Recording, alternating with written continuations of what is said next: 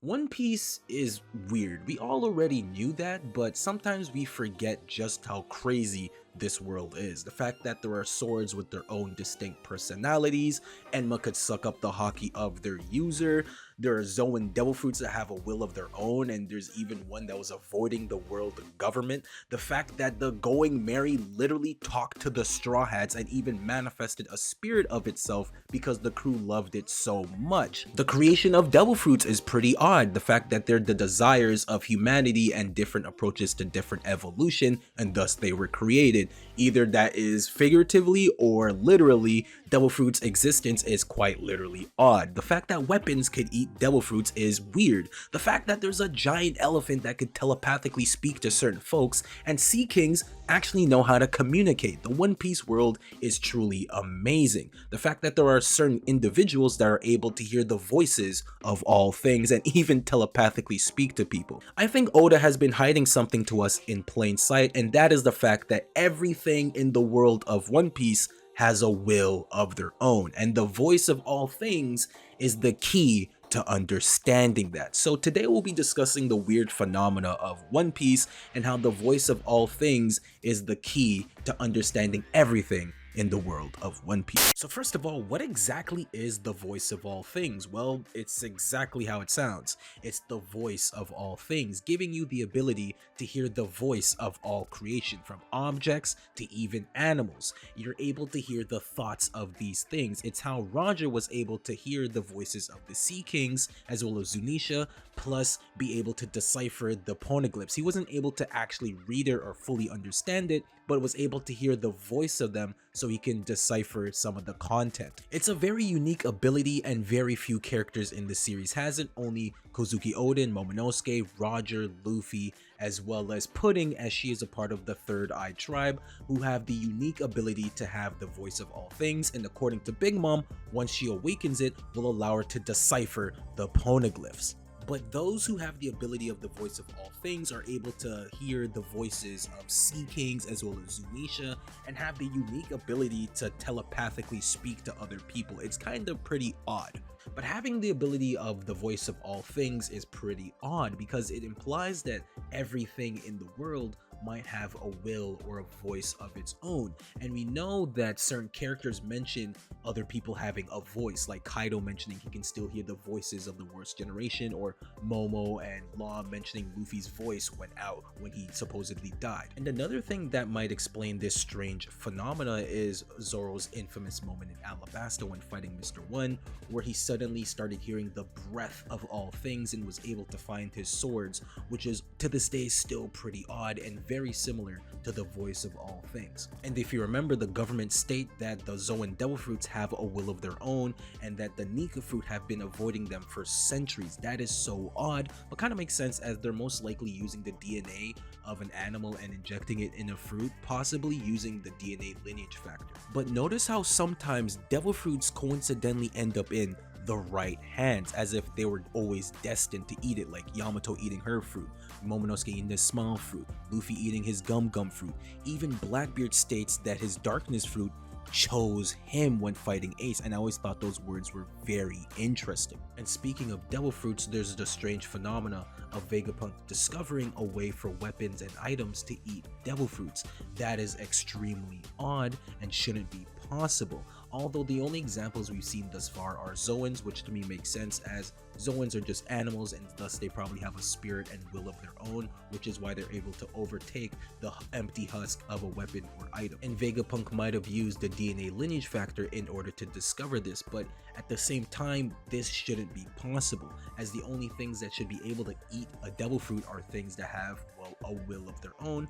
But Vegapunk talked about something very interesting in Egghead Island with his discussion with Kuma. He mentions that souls do exist, as we know is a fact because of Big Mom's devil fruit, but goes on to say that souls supposedly weigh about 16 grams if I remember correctly. Even Brook proves this theory to be correct because of his devil fruit, and his soul could take physical manifestation, and apparently there is an underworld as well, which is even further proved upon when Zoro met the Grim Reaper in Wano. Now, why is this so important is because it might connect to the voice of all things and wills. One of the biggest themes in One Piece is the will.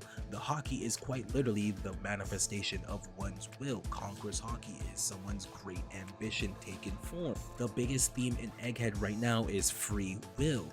Akainu mentions that Kuma's mind and will was stripped away from him, but just because he doesn't have a mind doesn't mean he can't have a will of his own. As we currently see right now in Egghead, he's just going haywire, doing things on his own accord. One of the Seraphim bypassed their orders due to the memories passed down through the lineage factor. The Boa Hancock Seraphim literally freed the Straw Hats because Luffy asked her to.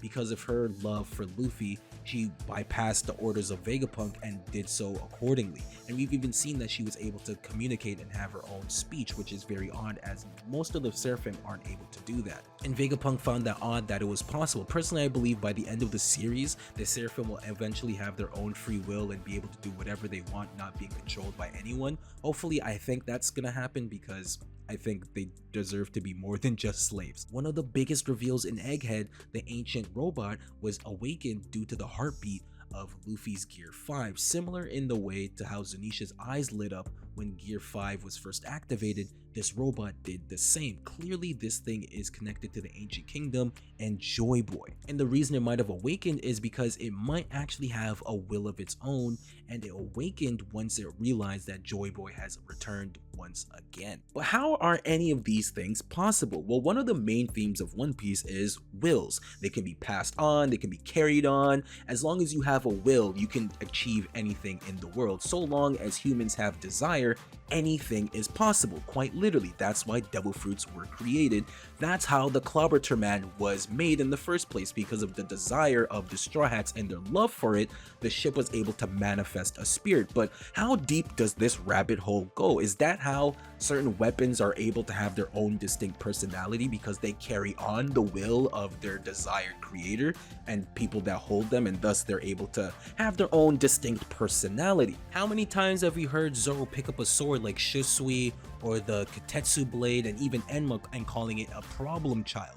Enma was created by Kozaburo, who literally said that swords should be meant to kill and gain power, and as you can see with Enma, it's one of the most problematic and unique blades in all of history, and it's also the pinnacle of Kozaburo's craftsmanship. So because he put so much love and desire in that blade, his will might have been passed down into Enma as well, and now it's up to Zoro to tame the sword once and for all. And to clarify, I don't mean everything has like a soul per se, could just get up and walk, but everything in the world has an intent, and the voice of all things gives the ability to certain people to sense this and hear it, as well as things being given a soul or will if desired enough, as evident with Big Mom's Devil Fruit, the klabautermann, and Vegapunk's research. Specifically, his research into Kuma's powers, how he's able to make a manifestation of things that are naked to the human eye, like memories, pain, emotions, etc. And he might have used this research in order to give weapons and items devil fruit like abilities, potentially. And this will be further proof that the world of One Piece is way crazier than we could ever imagine. And I believe through Kuma and this arc, we're gonna learn that Vegapunk's research into the soul is actually correct. The fact that Kuma got his brain and will removed from him and stripped away, but still is able to act on his own accord, proves that he still has a will of his own. Really quickly, I'd like to go back to that moment of Zoro and the breath of all things. Yes, it's a prelude to Haki, but I think it goes deeper than that. He specifically says that he's been in this feeling before where his own heartbeat beats loudly like a drum, and he calls this the boundary between life and death. This is very interesting because the exact same moment happens when Luffy enters Gear 5 for the first time, where he's literally on the brink of death, or in the case did die, and his heart restarts and it starts beating like a drum. But also when he's defeated by Kaido, I think the third time, and thrown off Onigashima, that's when he unlocks the ability of Voice of All Things and starts telepathically speaking to Momo. It's because he's on the brink of life and death. So I wonder if these things are connected to this world in between life and death. Could explain why the will of D is so connected to death and they always smile when they die. Maybe this is how Pudding awakens her third eye's true ability. She has to enter the boundary between life and death. Maybe this strange phenomena is when a user is able to perceive everything around them at a different frequency and literally entering a different world, same as how Devil Fruit users were described by Vegapunk. They're in a different dimension. And these guys are able to become one with nature and able to perceive voices from everything around them. It's definitely a weird conceptualized concept, I'm not gonna lie, the fact that everything in the world has a will, but I do think there is evidence in the story that does prove this. The fact that things could be manifested through the sheer force of desire and gain a will of their own, such as the Going Merry spirit, I think is enough evidence to prove that almost anything could have a will of their own in One Piece, and Oda has been hiding this factor in plain sight. And that the voice of all things will be the key in bridging the gap for us to understanding the secret of One Piece.